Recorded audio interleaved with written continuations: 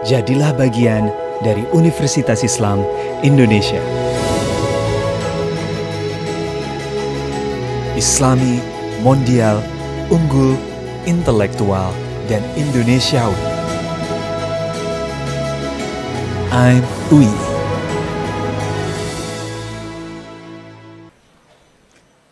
Hadirin yang kami hormati, segenap tamu undangan yang berbahagia. Selanjutnya akan dilaksanakan penyampaian pidato ilmiah dengan judul UII Mengerti Bumi, dari kesadaran menuju aksi mewujudkan Zero Waste Society oleh Dr. Insinyur Hijrah Purnama Putra STMN. Sebelumnya izinkanlah kami membacakan biodata singkat dari Dr. Insinyur Hijrah Purnama Putra STMN. Dr. Insinyur Hijrah Purnama Putra STMN lahir di Banda Aceh 24 November 1983. Pendidikan formal, jenjang sarjana. Beliau selesaikan pada program studi teknik lingkungan di Universitas Islam Indonesia dan lulus tahun 2006. Jenjang magister. Beliau selesaikan pada program studi teknologi pengelolaan dan pemanfaatan sampah limbah perkotaan di Universitas Gadjah Mada dan lulus tahun 2009. Jenjang doktor. Beliau selesaikan pada program studi teknik lingkungan di Institut Teknologi Bandung dan lulus tahun 2020. Kemudian meraih gelar profesi insinyur di Universitas Gadjah Mada dan lulus tahun 2023. Dr. Insinyur Hijrah Purnama Putra STMN memiliki pengalaman pekerjaan jabatan. Menjabat sebagai dosen jurusan Teknik Lingkungan Universitas Islam Indonesia. Sekretaris jurusan Teknik Lingkungan Universitas Islam Indonesia tahun 2022 hingga 2026. Ketua Jejaring Pengelola Sampah Mandiri Sehati Kabupaten Sleman tahun 2020 hingga 2026. Founder Butik Daur Ulang Project B Indonesia tahun 2008 hingga sekarang. Selanjutnya kepada yang kami hormati, Dr. Insinyur Hijrah Purnama Putra STMN disilakan menyampaikan pidato di podium selatan.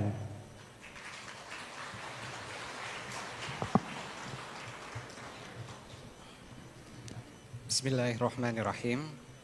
Yang saya hormati Ketua Pembina, Pengawas, Pengurus Yayasan Badan Wakaf Universitas Islam Indonesia, Ketua dan anggota Senat Universitas Islam Indonesia, Ketua dan anggota Majelis Guru Besar Universitas Islam Indonesia, Bapak Rektor dan Wakil Rektor Universitas Islam Indonesia, jajaran pimpinan fakultas, dekan, wakil dekan, ketua jurusan, dan ketua program studi di lingkungan Universitas Islam Indonesia. Sekretaris Eksekutif, Kepala Badan, Direktur, Kepala Bidang, Kepala Divisi, dan Kepala Urusan di lingkungan Universitas Islam Indonesia. Pengurus dan anggota Ikatan Keluarga Alumni, pengurus dan anggota Ikatan Keluarga Pegawai, pengurus dan anggota Ikatan Keluarga Ibu-Ibu Universitas Islam Indonesia, pimpinan dan pengurus lembaga kemahasiswaan di lingkungan Universitas Islam Indonesia, para tamu undangan, keluarga dan sejawat hadirin yang saya muliakan.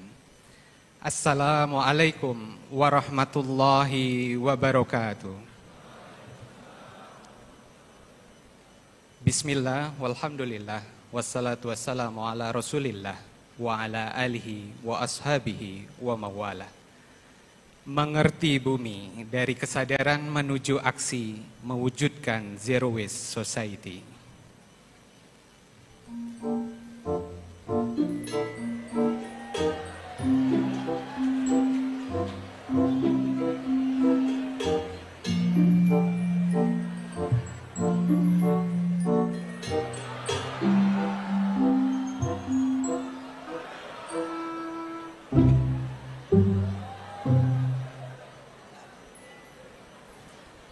Saya yakin senyum dan tawa Bapak Ibu karena model dalam video tidak asing lagi bagi kita. Tetapi bukan karena perilakunya dalam membuang sampah sembarangan.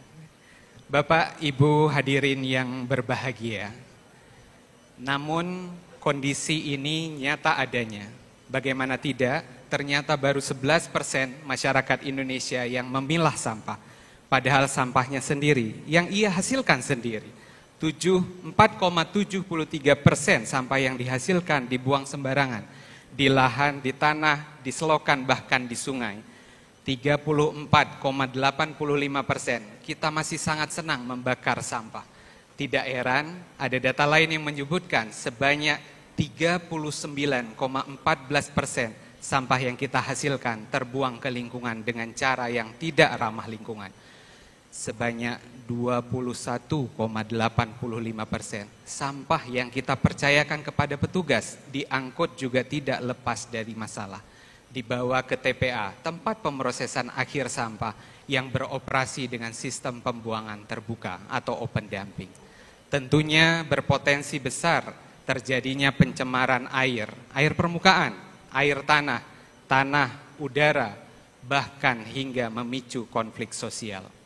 Polusi udara pada fasilitas open dumping ini dapat mengemisikan berbagai senyawa-senyawa berbahaya, termasuk CO2, metana, dan gas lainnya yang memberikan efek terhadap peningkatan gas rumah kaca yang berujung pada global warming. Belum lagi dengan rembesan air lindi, air yang dihasilkan dari sampah yang membawa substans berbahaya seperti mikroplastik, logam berbahaya lainnya, terbawa merembes ke dalam tanah hingga ke air tanah yang menyebabkan sumber air menjadi terkontaminasi. Substans berbahaya tadi ikut terbawa ke lapisan tanah, menyebabkan kerusakan tanah, dan akhirnya tanah pun ikut menurun seiring pencemar yang dikandung di dalamnya. Indonesia memiliki populasi penduduk lebih dari 281 juta jiwa pada tahun 2024. Dalam satu dekade terakhir, pertumbuhan penduduk Indonesia ini rata-rata mencapai 1,1% per tahunnya. Dengan jumlah penduduk tersebut, Indonesia menempati peringkat keempat sebagai negara dengan jumlah penduduk terbesar di dunia, setelah Cina, India, dan Amerika Serikat. Jumlah tersebut tentunya berbanding dengan potensi sampah yang dihasilkan, yang mencapai angka 70,8 juta ton per tahunnya pada tahun 2025 ini. Atau dengan kata lain sebanyak 8.000 ton sampah dihasilkan setiap jamnya. Walaupun memiliki kuantitas yang sangat besar, penyebaran sampah ini sangat tergantung dari kepadatan penduduk. Misalnya, Pulau Jawa menempati urutan tertinggi karena didukung dengan jumlah penduduk dan tingkat kepadatannya, diikuti Sumatera dan pulau-pulau lainnya. Bapak Ibu, dalam kurun waktu 2011 hingga 2014 telah dibangun sebanyak 121 TPA yang dibangun atau ditingkatkan kapasitasnya, tersebar dari Aceh hingga Papua. Sistem kumpul, angkut, dan buang memiliki banyak kelemahan dalam penerapannya. Salah satunya adalah pemenuhan lahan TPA yang semakin sulit dan terbatas. Persaingan terjadi aktivitas prioritas lainnya seperti pemukiman, pertanian, dan juga penolakan oleh masyarakat. Di samping itu, memang biaya untuk membangun, mengoperasionalkan sebuah TPA sangatlah besar. Secara total, membutuhkan 33 triliun rupiah per tahunnya. Tentunya ini menjadi biaya yang sangat besar untuk mengolah sampah di akhir sebuah sistem dengan metode kumpul, angkut, buang. Sudah saatnya kita berganti dengan metode yang baru, yaitu cegah, pilah, dan olah. Perjalanan panjang sampah dimulai sejak dari sumber, pemukiman, sekolah, kantor, kampus, aktivitas perdagangan lainnya, menuju ke tempat pengumpulan sampah sementara, TPS, sebagai transit point, kemudian dilanjutkan dengan aktivitas pengangkutan hingga berakhir ke TPA. Aliran sampah ini selain menjadi aliran energi, juga menjadi aliran pendanaan yang harus ditutupi daerah agar sampahnya dapat disimpan di tempat yang aman.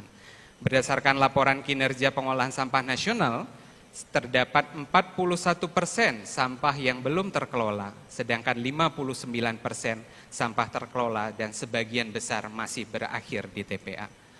Hanya 6 provinsi di Indonesia yang memiliki proporsi anggaran penanganan sampah lebih dari 1%. Secara rata-rata angkanya 0,64%. Menghadapi kompleksitas pengolahan sampah tersebut, maka sudah saatnya untuk menerapkan Zero Waste Society yang berdaya dan berkelanjutan terhadap tantangan masa depan. Penting untuk mengutamakan sinergi antara pemerintah, masyarakat, dan sektor swasta dalam menciptakan solusi berkelanjutan yang mampu mengatasi persoalan struktural, teknis, hingga finansial. Bapak Ibu hadirin yang berbahagia, secara kuantitas sebuah kota berpotensi menghasilkan lebih dari 0,5 kilogram per orang per hari. Berarti dengan mudah dapat kita hitung kuantitas sampah yang dihasilkan oleh kota tersebut. Sumber sampahnya juga sangat beragam, tergantung dari aktivitas yang ada. Umumnya berasal dari aktivitas rumah tangga, perkantoran, perdagangan, fasilitas publik, dan beberapa lokasi lainnya. Karena porsi terbesar sampah suatu wilayah didominasi dari aktivitas rumah tangga, sehingga dapat dipastikan bahwa jenis sampah yang tertinggi adalah sampah organik, dilanjutkan dengan plastik dan sampah lainnya.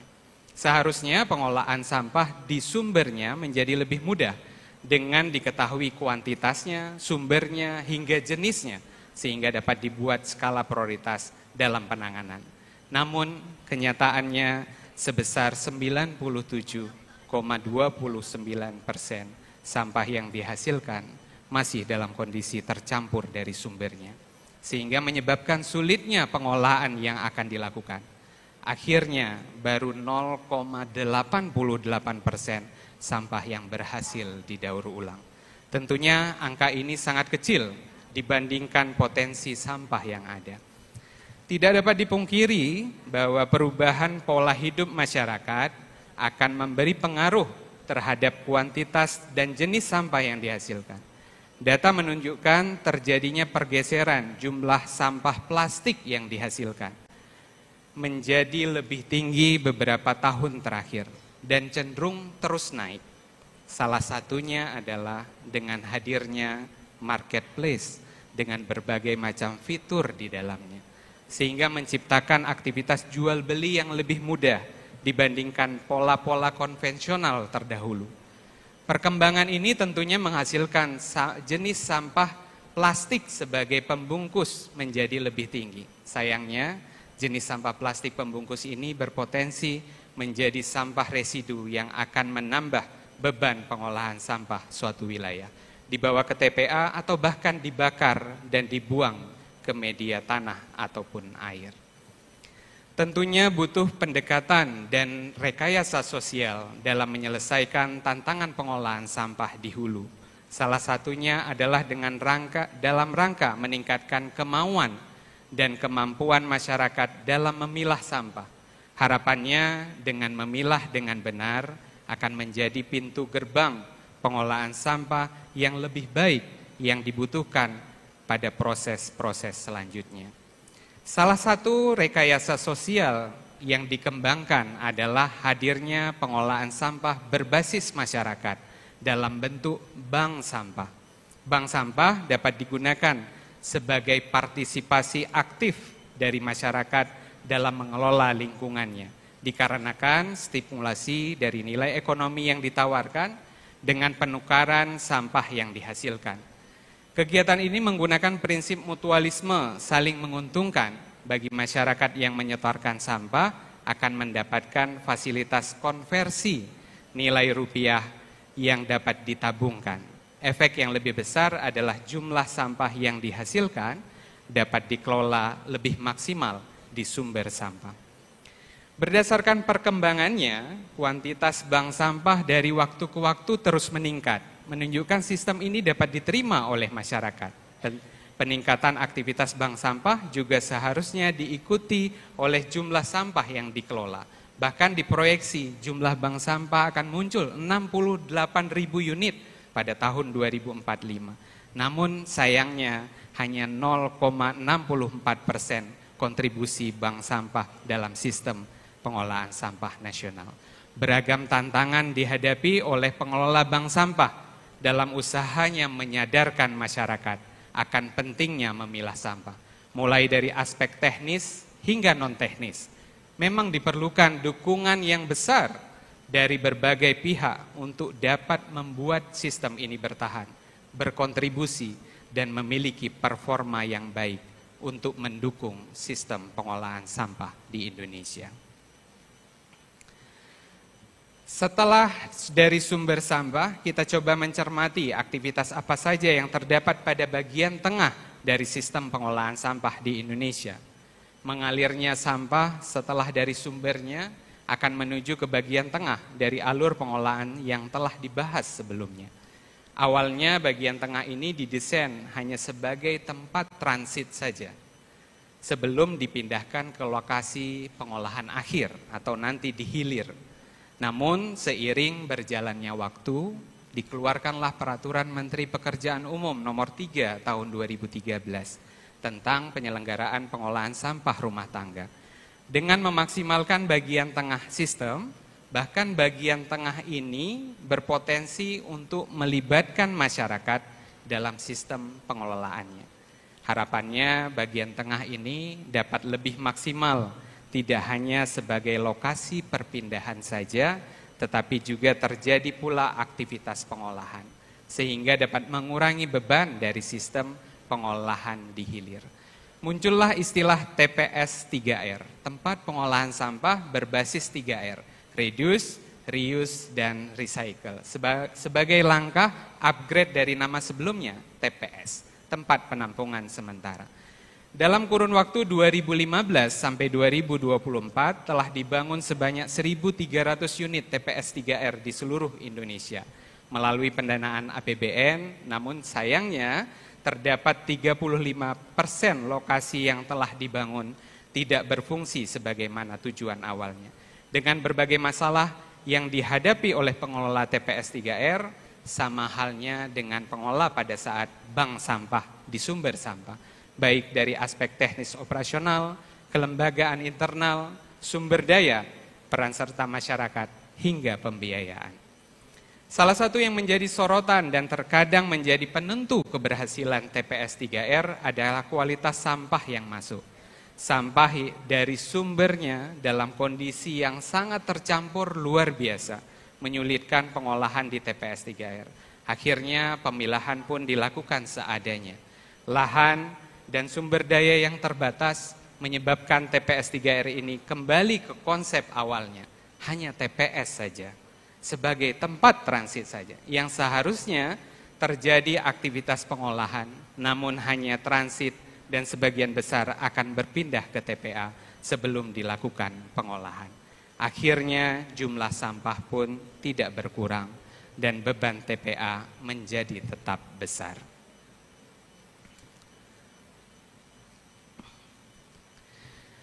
Dalam paradigma lama, bagian akhir dari sistem pengolahan sampah di Indonesia adalah TPA, tempat pemrosesan akhir, sebagai lokasi akhir dari sampah yang dihasilkan dari berbagai lokasi, menjadi lokasi yang pastinya penuh masalah, seperti potensi pencemaran air, tanah, udara, hingga konflik sosial. Dalam kurun waktu 2015 sampai 2024 telah dibangun 145 TPA dengan pendanaan APBN, baik dibangun baru maupun revitalisasi dari TPA sebelumnya. Namun pada tahun 2024 Kementerian dalam Kabinet yang baru, KLH, mengirimkan surat teguran kepada 306 daerah, 5 provinsi, 35 kota, dan 266 kabupaten karena masih mengelola TPA dengan cara open dumping, cara yang tidak ramah lingkungan, padahal secara desain telah berlabel kontrol dan sanitary landfill. Data Bappenas menunjukkan lebih dari 40% TPA di Indonesia masih dioperasionalkan dengan metode open dumping, cara yang tidak ramah lingkungan, dan TPA-TPA tersebut mengalami permasalahan over capacity. Akar permasalahannya adalah pembiayaan dan penegakan kebijakan yang lemah. Bahkan sepanjang tahun 2023 sebanyak 35 TPA terbakar, terutama pada musim kemarau. Dapat dibayangkan potensi pencemaran yang luar biasa karena penyebaran polusi di udara yang begitu cepat. Dengan kondisi-kondisi pengolahan sampah di hilir yang mengandalkan TPA akan memiliki kemampuan yang terbatas, yaitu kemampuan daya tampung dan daya dukung yang diproyeksikan akan dilampaui pada tahun 2028 atau bahkan lebih cepat jika kuantitas sampah yang diproduksi lebih besar. Sehingga optimalisasi pengolahan sampah di hilir kini berganti dengan konsep TPST, tempat pengolahan sampah terpadu. Sampah tidak hanya diuruk begitu saja, namun diolah semaksimal mungkin dengan menggunakan berbagai macam teknologi, baik secara fisik, kimia, maupun biologis. Sehingga hasil pengolahan dapat menjadi berbagai alternatif bahan bakar atau energi, waste to energy, atau ragam bahan baku, waste to material, yang dapat digunakan hingga skala industri. Disinilah sampah akan menjadi sumber daya masa depan. Barulah sampah yang tidak dapat diolah atau residu dikembalikan ke alam dengan cara yang ramah lingkungan, menggunakan konsep TPA atau lahan uruk terkendali. Dengan konsep ini tentunya akan mengurangi kebutuhan lahan dan resiko lingkungan lainnya dari aktivitas TPA yang tidak terkendali. Dalam kurun waktu 2015 hingga 2024, Kementerian PUPR telah membangun sebanyak 31 unit TPST dengan berbagai macam sistem. Sebut saja di Yogyakarta terdapat TPST Taman Martani dan Sendang Sari di Kabupaten Sleman, TPST Modalan dan Pasar Niten di Kabupaten Bantul. Harapannya menjadi usaha yang dilakukan untuk meningkatkan peran pemerintah daerah dan pusat dalam pengolahan sampah yang modern, terintegrasi, dan berkelanjutan.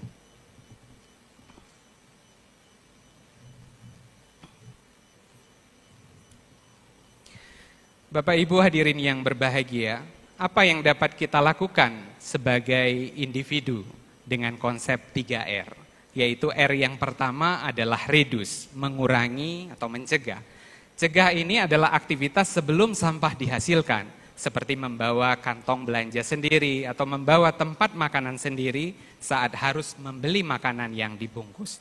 Aktivitas tersebut dilakukan dengan kesadaran bahwa aktivitas kecilnya akan memberi dampak yang besar terhadap potensi sampah yang dihasilkan. Sebagian besar aktivitas cegah ini diawali oleh perubahan pola pikir. Dulu pakai ini, sekarang tidak pakai lagi. Agar menjadi kebiasaan, maka perlu pemahaman mendasar. Salah satunya adalah mengenai mengapa hal tersebut dilakukan. Setelah cegah, kemudian ada pilah, yaitu memilah sampah sesuai dengan jenisnya. Kita sering melihat tong sampah terpilah dengan label organik dan non-organik, atau sampah kering dan sampah basah. Kadang pula lebih dari 2 tong sampah yang tersedia. Di beberapa lokasi biasanya di fasilitas publik telah ditemukan model pemilahan ini. Namun sayangnya praktek ini tidak semudah penyediaan fasilitasnya. Sering ditemukan isi dalam tong sampah masih bercampur dan tidak sesuai dengan label jenis yang tertera di luarnya. Miris memang, namun memang membutuhkan inovasi dan rekayasa agar kita mampu dan mau untuk memilah sampah sejak dari sumbernya. Mengapa harus dipilah? Agar olah semakin mudah untuk dilakukan, sesuai dengan jenis dan metode pengolahannya masing-masing. Misalnya sisa makanan dapat diolah dengan model komposter sederhana.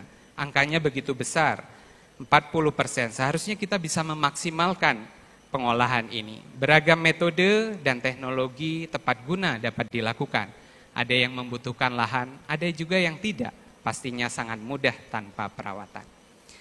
Kontribusi melalui aktivitas individu adalah langkah pertama dalam membangun kesadaran yang berujung pada aksi nyata dalam pengolahan sampah. Penguasaan individu ini sebenarnya menjadi filosofi dasar dari slogan 3R, Reduce, Reuse, dan Recycle. 3R sendiri sangat sejalan dengan perspektif Islam terhadap perilaku tabzir dan israf yang menitik beratkan pada keseimbangan dan keadilan. Begitu pula dalam hal konsumsi, tidak kurang, tidak pula berlebihan, tidak kikir, tidak pula boros, semua dalam kewajaran. Cegah, pilah, dan olah adalah gerakan pembaharu untuk menggantikan aktivitas pelayanan kita selama ini. Kita sudah terlalu dimanjakan dengan metode kumpul, angkut, buang. Sayangnya metode ini jauh dari kata ramah lingkungan. Utamakan cegah agar pilah dan olah enggak bikin lelah. Usaha yang dilakukan begitu besar untuk mendukung minimnya sampah yang dihasilkan.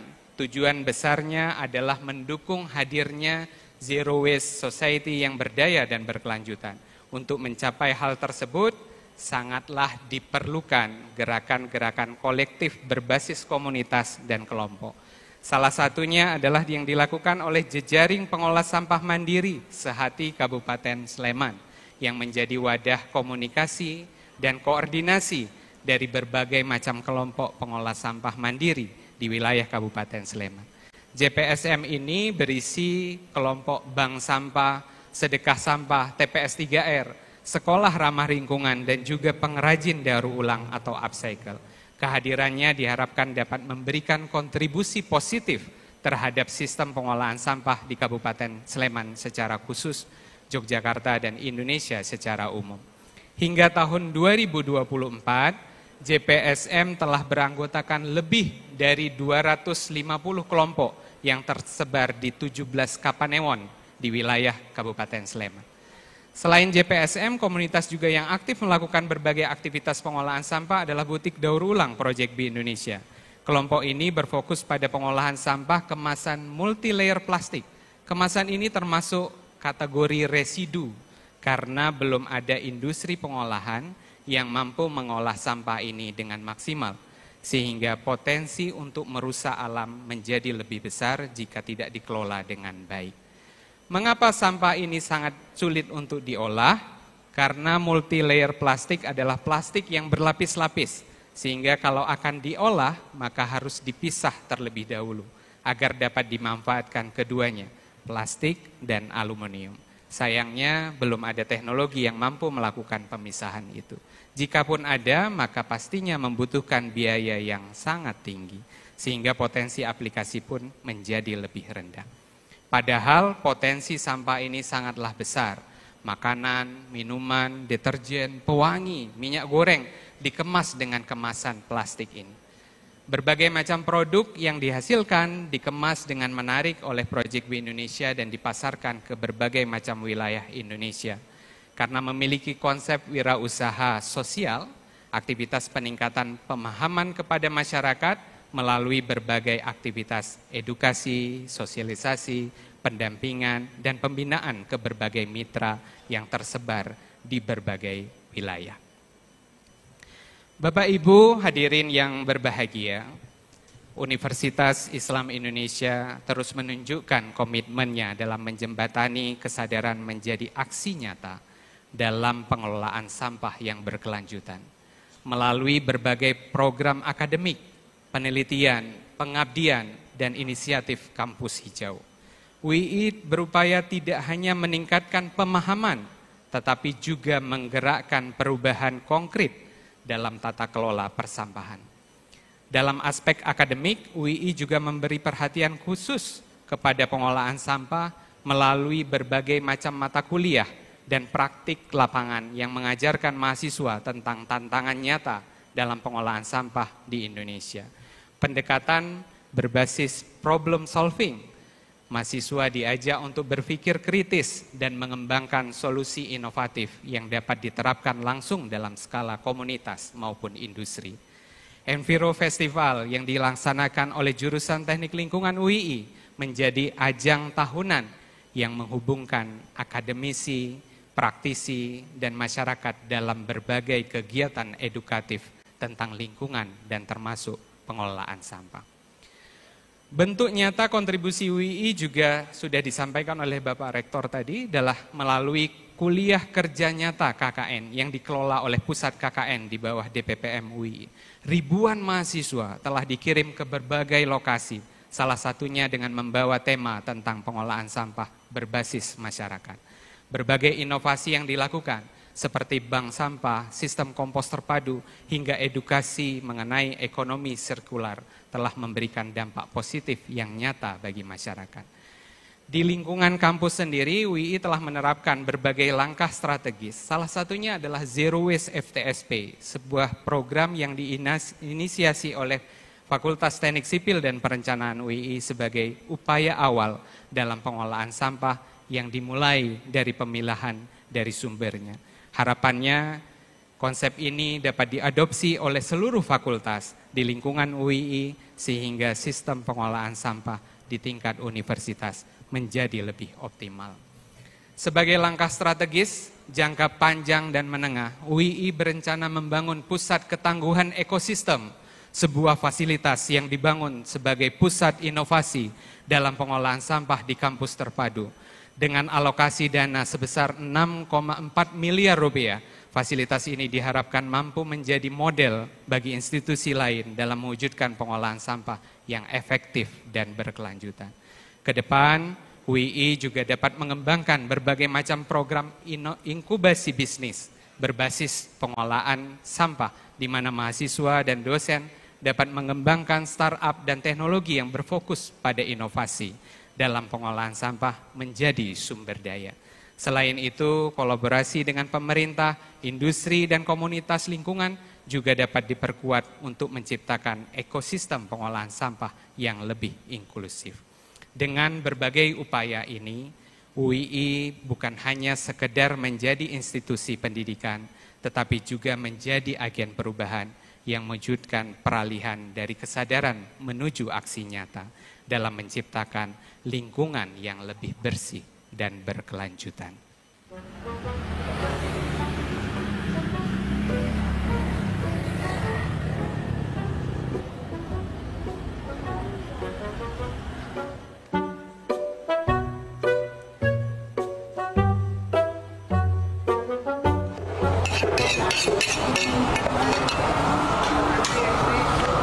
Monggo Bu.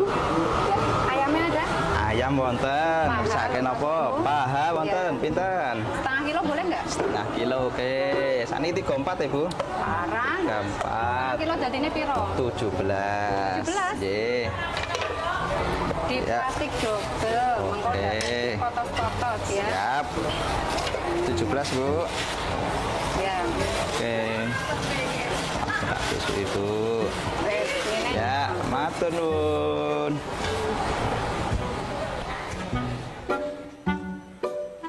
Wes. Oh, parang. Wis murah iki. Piro? Hitung piro?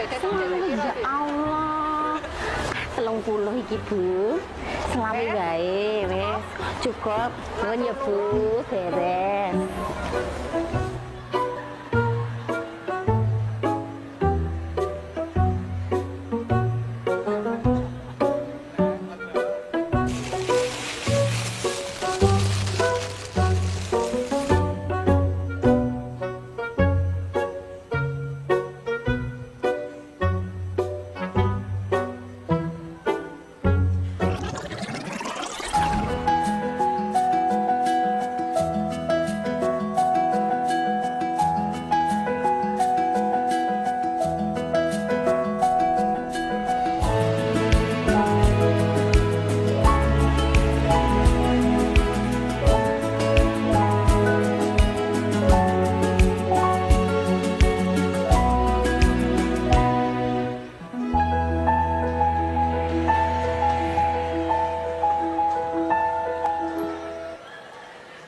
Menuju Zero Waste Society yang berdaya dan berkelanjutan bukanlah tugas satu pihak semata.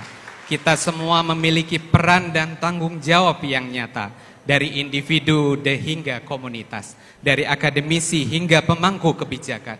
Kesadaran harus menjadi tindakan, inovasi harus melahirkan kolaborasi, dan kepedulian harus tumbuh menjadi budaya. Jika hari ini kita melangkah dengan tekad, esok bumi akan tersenyum lebih hangat.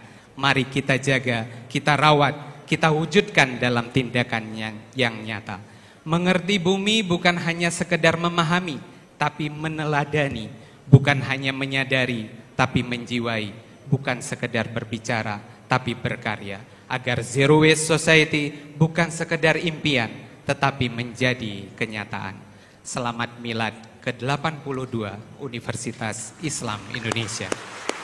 Terima kasih atas segala kesempatan. Mohon maaf atas segala kekurangan dan kesalahan.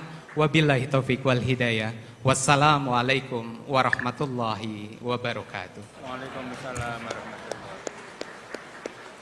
Demikian telah disampaikan pidato ilmiah pada rapat terbuka Senat Universitas Islam Indonesia dalam rangka Milad ke-82 Universitas Islam Indonesia oleh Dr. Insinyur Hijrah Purnama Putra STMN.